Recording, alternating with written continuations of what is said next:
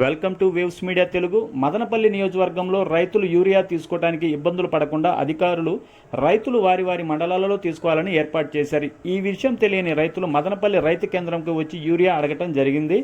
అధికారులు మీ మండలాల్లో తీసుకోండి అని తెలియజేయగా స్వల్ప ఘర్షణ జరిగింది. ఈ విషయం తెలియగానే సబ్ కలెక్టర్ చల్లాకర్ణి ఎమ్మెల్యే షాజహాన్ బాషా వెంటనే వచ్చి పరిస్థితిని చక్కదిద్దారు.